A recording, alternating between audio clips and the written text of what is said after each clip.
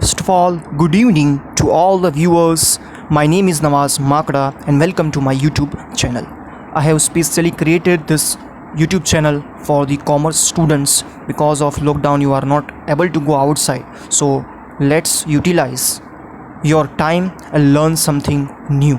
Okay, so in this video I am going to discuss the chapter number 1, that is nature and significance of management of OC subject of standard 12th, and which is also beneficial for the other commerce examinations. So in today's video I am going to discuss the importance of management, and thereafter I will discuss the how can we say that the management is a art, management is a science, and management is a profession. In the previous video I have discussed the meaning, nature and introduction of the management. So पहले हम क्या करते हैं उसका revision कर लेते हैं. If you have not still seen that video, so आप वो वीडियो पहले देख लीजिएगा, then and then your concept will be clear. So वो वीडियो में हमने डिस्कस किया था मीनिंग के मैनेजमेंट क्या है. तो चलो उसको एक बार रिवाइज कर लेते हैं. Management is a art of getting things done from the others. क्या है मैनेजमेंट? एक क्या है? It is the art. कौन सी आर्ट है? जिससे हम क्या कर रहे हैं, दूसरों के पास हम काम निकलवा रहे हैं. अब इसको आर्ट क्यों बोल रहे हैं? बिकॉज ये सबके पास इसके लिए नॉलेज होनी चाहिए. You must have the knowledge. ये नॉलेज सबके पास होती नहीं है. ओके, इसलिए इसको क्या बोलेंगे? एक आर्ट है. और you can say that management is a planning, management is a organising, management is a staffing, management is a directing, and you can say it is the controlling. Okay, because what you are doing in the first, you are thinking that what to do, where to do. Thereafter you are distributing the authority and responsibility, which is known as the organizing. Thereafter you are recruiting these employees for your company, and thereafter you are providing guidance to them. So it is what? Directing. And thereafter controlling, in order to check whether your work is completed according to standard, predetermined standard or not. So you can say that management is a planning, organizing, staffing, thereafter directing and the controlling. Okay, so if we move to the nature of management, the first nature means characteristics of the management. के management को पहचानना कैसे है, ये देखो मैं आपको revision करवा रहा हूँ, तो एक बार फटाफट आप लोग रिवाइज कर लेना. ओके, सो रिवीजन में फर्स्ट कैरेक्टरिस्टिक में फर्स्ट क्या आएगा? It is the continuous process. This is the first characteristics of the management. ये क्या है? Continuous process. क्यों है? बिकॉज वो चलती ही रहती है. देर आफ्टर उसके बाद ह्यूमन प्रोसेस. अब वो ह्यूमन प्रोसेस क्यों होगी? It is a human process because आप मैनेजमेंट किसके लिए कर रहे हो? ह्यूमन बींग के लिए कर रहे हो. Okay, and you are doing for the human being. And who is doing management? Management भी कौन कर रहा है? ह्यूमन बींग ही कर रहा है. तो ये क्या हो गई? ह्यूमन प्रोसेस हो गई. इसके बाद अगर आप बोलो तो decision process, because at every stage you have to take the decisions. If you want to purchase a material, if you want to recruit the employ, again you have to take the decision. So सब में क्या होगा? आपको decision लेना ही पड़ेगा, otherwise management is not possible. तो वो क्या हो गया? Decision process. Thereafter it is the goal oriented activity. Because आप मैनेजमेंट क्यों कर रहे हो? Because you want to achieve the objectives, you want to achieve the goals, so you are doing management. So it is the goal oriented activity. Okay, and thereafter the last characteristics of management is a science, art, that we are going to discuss later on in detail. Okay, so let's start with the importance of management. अब अभी तक मैंने आपको जो भी करवाया था, whatever we have discussed, वो रिविजन था. Okay, which I have already discussed in the first video. Now I am going to discuss the importance. चलिए, तो इम्पोर्टेंस हम रीड करेंगे और पढ़ेंगे और समझेंगे. Management has a great importance in the modern time. Because of, you can से modern time में इसका इंपॉर्टेंस क्यों बढ़ रहा है? Because of the industrial revolution.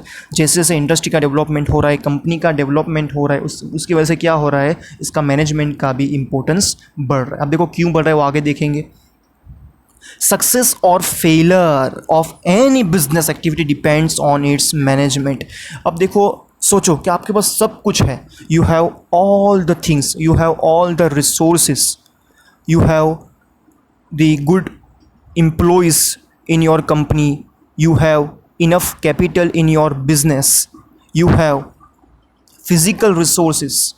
But अगर आपके पास ये सब कुछ होने के बावजूद अगर आपका मैनेजमेंट सही नहीं है, then you will definitely failure in your business. So if you want a success in your business, क्या चाहिए? अगर आपको सक्सेस चाहिए तो आपका मैनेजमेंट प्रॉपर होना चाहिए. Then and then you will get the success in your business. Okay, तो ये क्या था? इम्पोर्टेंस था किसका? Management.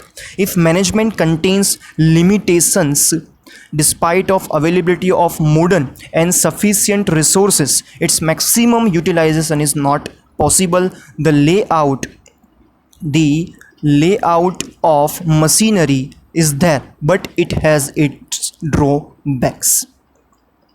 Efficient human resource is there, but its management is not proper. अब देखो ये सब क्या बोलना चाह रहे हैं कि अगर आपके पास सब कुछ है, मशीनरी है, ह्यूमन रिसोर्स अच्छे में अच्छा, इफिशिएंट ह्यूमन रिसोर्स है आपके पास, बट आपका अगर मैनेजमेंट सही नहीं है, then the business unit would fail. सब कुछ अच्छा होने के बावजूद भी अगर आपका मैनेजमेंट सही नहीं है तो आपको सक्सेस मिलने वाली नहीं है. The importance of management is made clear by the following points. So now we are discussing in detail. So first point of the importance of management is that necessary in every field. Management is required. अब देखो ये क्या बोलना चाह रहे हैं in short कि कोई भी फील्ड देख लो, चाहे वो रिलीजन होगी, चाहे वो डिफेंस की होगी, चाहे सोसाइटी है, चाहे पॉलिटिक्स है, एजुकेशन है, या फिर आप बोल सकते हो स्पोर्ट्स है.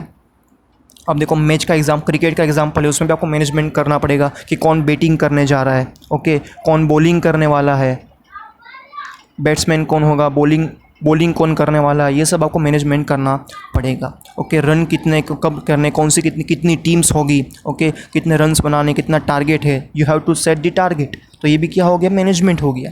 Okay, management functions like planning, organisation, direction and control are required in all this activity. कोई भी देख लो आप, चाहे रिलीजन देख लो, उसमें आपको प्लानिंग करनी पड़ेगी.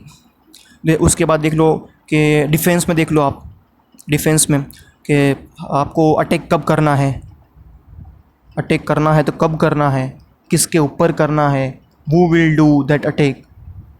ओके, तो ये सब क्या कर रहे हैं हम? It is nothing but it is the management. So we can say that it is required in every field. ऐसी कोई फील्ड बाकी नहीं है जिसमें मैनेजमेंट ना हो. अगर वहाँ पे मैनेजमेंट नहीं होगा, सपोज वहाँ पे मैनेजमेंट नहीं है, then you are going to be failure in that particular field.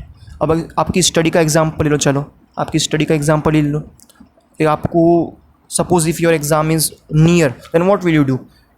You will start planning that how many subjects you have to read, how many chapters you are going to read. You will set a goal. तो ये सब आप क्या कर रहे हो? It is nothing but it is the management. Okay. So second point is the first point we have completed that necessary in every field. Now second point is the optimum utilization of resources. देखो सभी business का dream क्या होता है? It is the dream of every businessman to get a maximum profit by utilising minimum resources. अब देखो minimum resources, आप कम से कम रिसोर्सेज आपको यूज़ करना है और आपको क्या चाहिए? Maximum profit. What you want a maximum profit. ये पॉसिबल कब होगा ये पूरा? जब आपके रिसोर्सेज का ऑप्टिमम मीन्स कम से कम जितना रिक्वायरमेंट है उतना ही यूज़ करोगे तो आपका क्या होगा? You will get a more profit in your business. Means what? You are reducing the wastage of your resources. अब देखो आपके पास resources बहुत सारे पड़ रहे हैं, जैसे एग्जाम्पल ले लो, capital, raw materials, personnel means the human beings, machinery, सब कुछ है. अगर आप उसका प्रॉपर यूटिलाइजेशन नहीं करोगे, अगर आप उसका मैनेजमेंट नहीं करोगे तो वो क्या होने वाला है? डेफिनेटली वो वेस्टेज ही होने वाला है.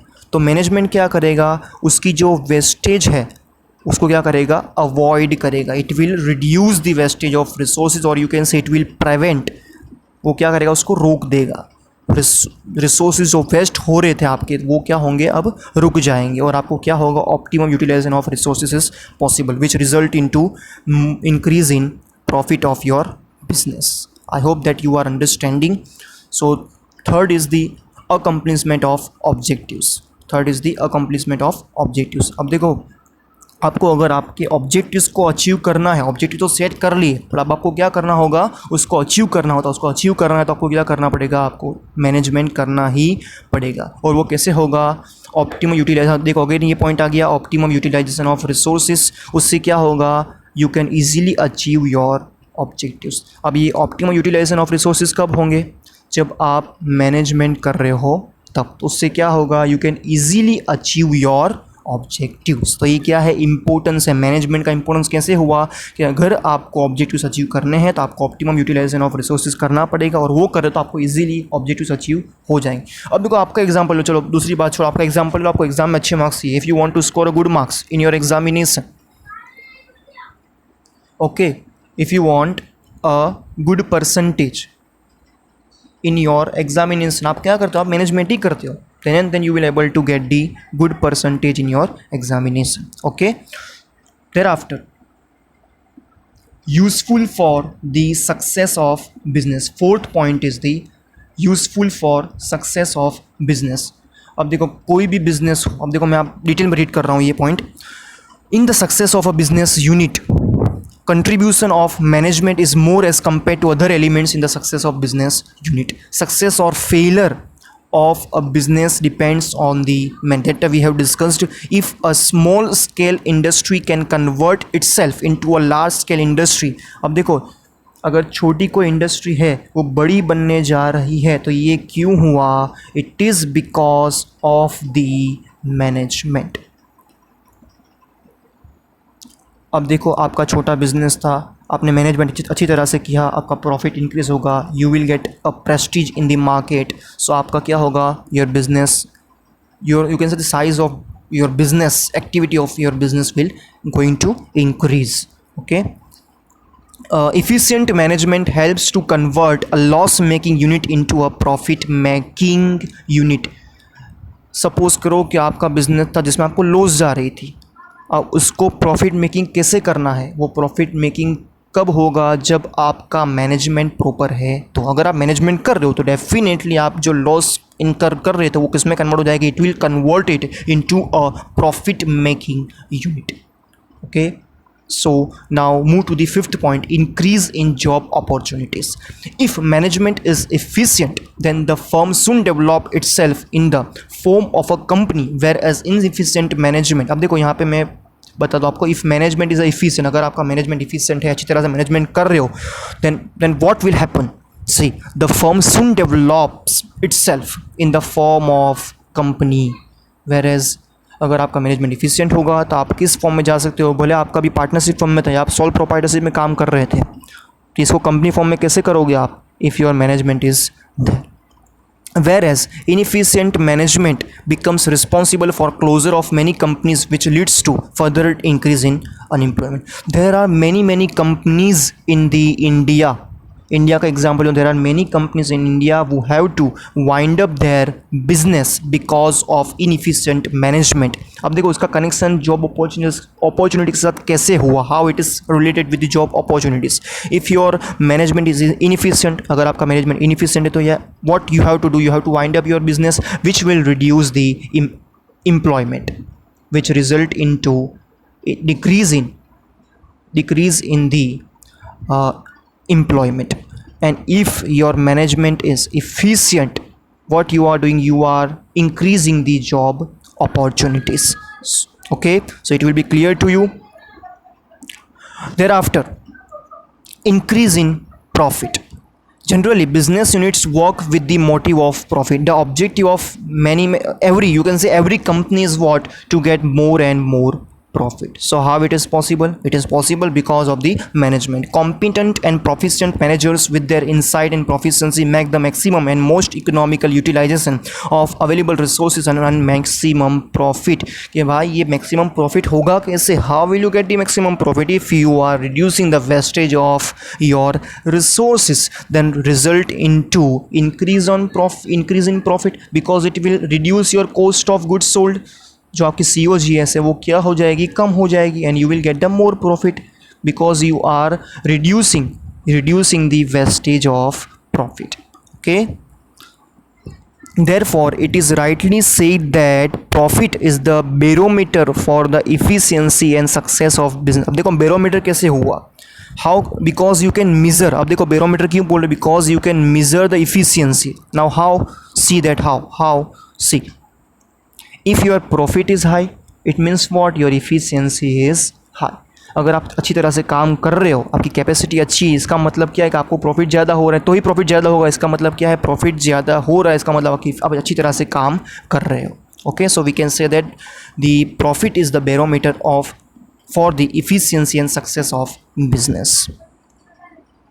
Now the seventh point is the social benefit. क्या है? Seventh point is the social benefit. Every business is carried out as a part of society and for the interest of society.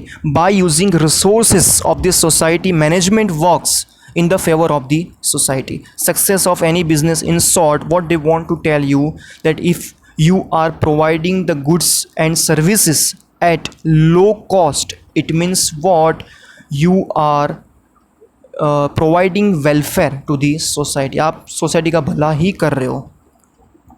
This provides good at a reasonable rate which result into welfare of the entire. Means what you are doing. अब देखो social benefit कैसे होगा, अगर आप कम price में उनको goods दे रहे हो and you are improving the standard of living, जो उनका रहने का स्टैंडर्ड है वो आप क्या कर रहे हो, इम्प्रूव कर रहे हो because of your product. So it is nothing but it is the social benefit. Okay, because you are increasing their wealth and welfare. Now come to the national motive. The 8th point, last point, is the national motive. Management is essential to take maximum utilization of untapped human resources. अब देखो, जो human resource अभी तक पड़े थे, जो जिसका utilization नहीं हुआ था, उसका utilization भी होगा. Okay, and factors of production for the economical, social and national development of an economy. देखो फिर से मैं रीड कर रहा हूँ. Management is essential to take maximum utilisation of untapped resource. जो रिसोर्सेज अनटेप्ड मीन्स क्या होगा कि जो रिसोर्स अभी तक पड़े हुए जिसका यूज़ नहीं हो रहा था, तो उसका मैनेजमेंट आपको करना पड़ेगा. उससे क्या होगा, the national development will increase, और you can say economical development will increase, because आप उसको क्या करो, आप यूज़ में ला रहे हो, तो उससे क्या होगा, your production will increase, your profit will increase. In this way your development, your economical development will increase. Okay, so let's revise this all the points. The first point कौन सा था? First point was the necessary in every field. First point, necessary in every field. Second point, optimum utilization of resources. सब field में वो requirement है. There after आप क्या कर रहे हो, बिकॉज ऑफ द मैनेजमेंट आप कर रहे हो उसका ऑप्टिमम अच्छी तरह से यूटिलाइजेशन कर रहे हो. और आप ऑब्जेक्टिव्स, थर्ड पॉइंट पे आ जाओ, accomplish. This is the revision ना, अकम्प्लिशमेंट ऑफ ऑब्जेक्टिव्स. ऑब्जेक्टिव्स को अचीव कैसे कर रहे हो, बिकॉज ऑफ द मैनेजमेंट. उसके बाद फोर्थ पे आ जाओ, यूजफुल फॉर सक्सेस. अगर आपको बिजनेस में सक्सेस है तो आपको क्या करना पड़ेगा, मैनेजमेंट करना पड़ेगा. तो सक्सेस क्यों मिल रही है आपको, बिकॉज ऑफ द मैनेजमेंट. तो ये क्या हुआ, इसका इंपॉर्टेंस हुआ. अगर जॉब अपॉर्चुनिटीज़ में इंक्रीज हो रहा है, ये भी क्यों हो रहा है, because of the management. Profit increase हो रहा है तो वो भी किसकी वजह से हो रहा है, मैनेजमेंट की वजह से हो रहा है. Social benefit, national motive, this all are the importance of the management that we have discuss in detail. I hope that your concept will be clear. So now move to the management is a science and art and the profession. How can we see that, हम कैसे बोल सकते हैं management science भी है, art भी है and profession भी है. सो management is a science. Science means systematic and specialized knowledge. Science is a subject where rules and principles are derived and cause and effect relationship is established. अब देखो ये क्या है, cause and effect relationship, कि कोई भी effect हो रही है तो उसका कुछ ना कुछ रीज़न होगा, कुछ ना कुछ रीज़न होगा तो ही ये क्या हो रही है, इफ़ेक्ट हो रही है. तो ये सब रिलेशन किस में होता है, it is in the science. अब साइंस किसके ऊपर बेस्ड है, it is based on some rules and regulations which we have to follow. Okay, so in the same way management too has the characteristics of the science such as systematic body of knowledge. Universality means क्या, सब जगह पे management है, that we have discuss already. उसके बाद कोज and effect relationship के कुछ ना कुछ, अगर देखो आपका प्रॉफिट इंक्रीज हो रहा है, देखो ये इफेक्ट हुई आपकी, प्रॉफिट इंक्रीज होना इफेक्ट हुई, तो उसका कुछ ना कुछ कोज होगा. तो ये क्या हुआ, cause and effect relationship based on collection of facts, analysis, experiments, verifiability of the principles, etc. Like science, management have, in short, what they want to tell you कि साइंस क्या है, प्रिंसिपल के ऊपर डिपेंड है. In the same way management is also depend on some, like example principle of discipline which we will discuss in the second chapter. बहुत सारे principle है, principle of good wages. These are the principles of management which the manager has to follow. Manager has to follow. Then and then the successful, you can say the successful management or efficient management is possible. So we can say that management is a science, because as the same way management is also based on some principles and some rules. Okay. Thereafter, the second point is the management is a art. Management is an art. अब देखो एक art कैसे बोल सकते हैं.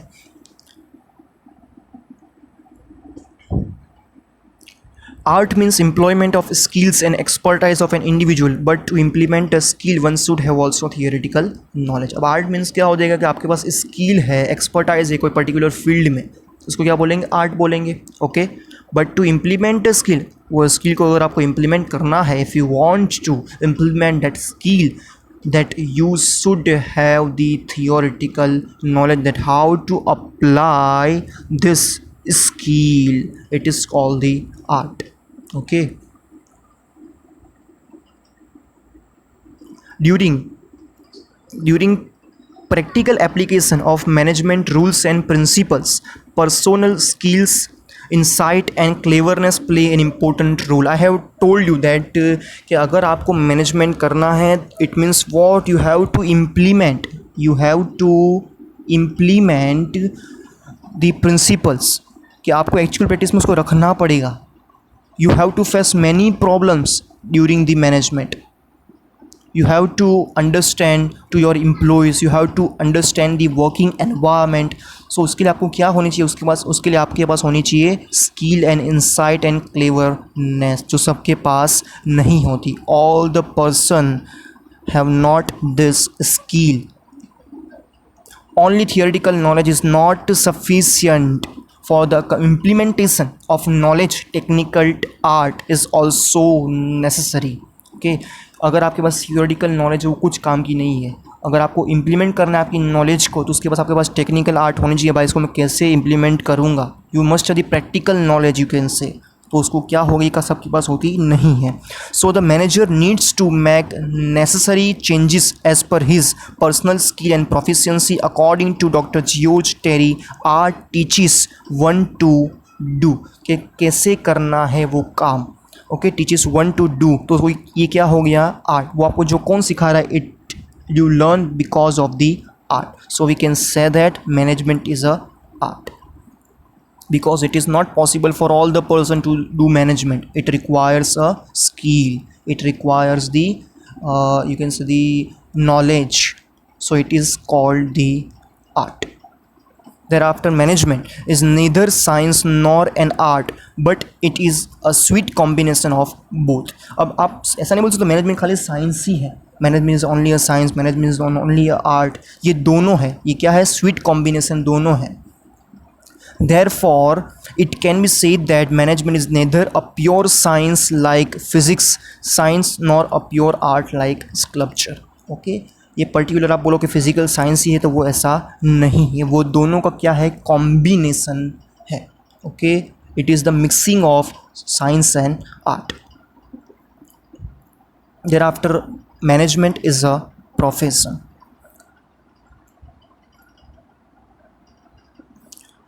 Profession is an activity where specialized that we have already discussed. Now we are discussing in detail. So please आप first video मेरा देख लेना, उसमें आपको ज़्यादा मैंने उसमें आपको बेसिक समझाया कि प्रोफेशन कैसे किसको बोलेंगे, मैनेजमेंट कैसे प्रोफेशन है.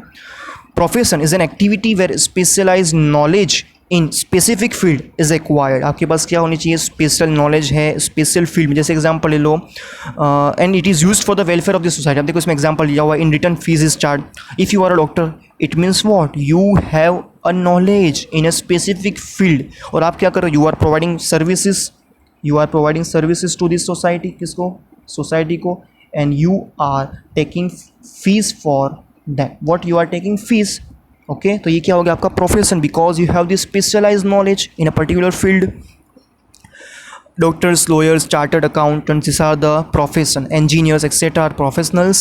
The profession of the above people is actively which has the following. अब देखो इसके कैरेक्टरिस्टिक्स डिस्कस किया हुआ कि इसके क्या क्या कैरेक्टरिस्टिक्स है। The first is what, requirement of specialized knowledge. आपके पास क्या होनी चाहिए, उसके लिए specialized knowledge होनी चाहिए। then it is called the profession. As per the nature of profession, specialized knowledge is required in it. Example, LLB degree for the profession of lawyer.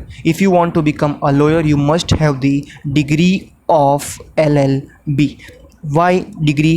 Because it is the proof of your knowledge कि आपके पास special knowledge है for the lawyer. Okay, MBBS, MD or MS degree in necessary for the profession of doctor. If you want to become a doctor, it means what, you have to take the degree, then you will be you can say they provide services to this society. अब वो भी क्या हो गया, specialise knowledge है आपके पास। अगर आपके पास डिग्री आ गया, इसका मतलब क्या है, you have the knowledge in order to become the doctor. Okay, same as BBA. Now come to the management. Bachelor of Business Administration, Master of MBA, Master of Business Administration degrees are necessary for the specialized knowledge of। अब देखो आपको manager बनना है। If you want a job of manager in any company, you must have this degree। आपके पास MBA या BBA होना चाहिए, then you will be a manager। तो ये भी क्या है, एक प्रूफ है कि आपके पास क्या है, स्पेशलाइज्ड नॉलेज है। सो प्रोफेशन में क्या है, you must have this is the characteristics कि आपके पास क्या होनी चाहिए, स्पेशलाइज्ड नॉलेज होनी चाहिए। Okay, so now move to the second point, increase in knowledge and research. Like other profession, in management too, due to experience and training, there is an increase in knowledge and research. In the continuity of life, in the, you can say the whole life, what will you do, you will get the training and the experience which increase your knowledge। क्या होगा, आपकी knowledge बढ़ती ही चली जाएगी। Thereafter, third is the profession association. All professionals form their association management in the same way as its own association too. It gives education and training of management. अब देखो इसका association दिया हुआ है आपको, which is known as the IIM, Indian Institute of Management, imparts management education in India। अब इसका काम क्या है कि management के related knowledge देना, to you can say to give knowledge about the manager। If you want to become a manager, if you are doing degree from the IIM, your demand will more in the market। It is working in national and the international level. This institute works for the development of the profession of management। इसका काम क्या है कि ये जो profession है, management का profession, उसका क्या करना, डेवलपमेंट करना। Okay, it is the work of the profession association to give the knowledge and to develop that particular profession। It is the work of, इसलिए क्या बनेगा, उसका association बनेगा। The fourth is the implementation of code of conduct. Each of the professional association frame code of conduct for its members. It is mandatory for all the members to follow the code of conduct। अब code of conduct means क्या, rules and regulation which you have to follow। If you are the member of association, anyhow you have to follow the rules and regulations जो आपके अच्छे के लिए बने होंगे, जो आपको फॉलो करने ही, उसको क्या बोलेंगे, code of conduct। Thereafter, moral responsibility. Moral responsibility is an important factor in any profession. All the professionals must be loyal to their profession and need to fulfill their moral responsibility. Example, a chartered accountant must be loyal to his clients and should not disclose any information of his client। अब CA की क्या है, it is the moral responsibility that he has not to discuss any detail with other clients। उसका जो client है उसकी detail किसी को देनी नहीं है। Okay, he has to hide the informations of that particular client। ये क्या हो गई, it is the moral responsibility which he has to understand, which the professional have to understand। Thereafter, from the above characteristics, it is clear that management is developing as an independent profession that is beneficial to an individual, society and entire country। अभी क्या है, एक independent profession है जो किसके लिए है, हमारे लिए भी, इंडिविजुअल के लिए भी होगा, beneficial for the single person and for the society and for the entire economy. It is the beneficial. Okay, then and then we are getting more profit, we are getting more opportunities. Social development of the society is possible because of the management. So here we have completed the importance of management as well as the science, art and the profession of the management. So thank you for watching this video. I hope that your concepts are clear. Now please subscribe my channel, share this video and like this video. Thank you again, thank you for watching this video. मिलते हैं next lecture में. तब तक के लिए हंसते रहिए, मुस्कुराते रहिए और देखते रहिए my YouTube channel Nawaz the Teaching King in order to take the qualitative education. Bye and